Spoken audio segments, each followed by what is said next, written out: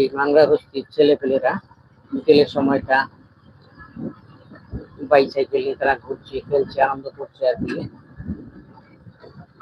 শান্ত একটা মুহূর্ত। কিরে, তোরা ভালো আছিস? হুম।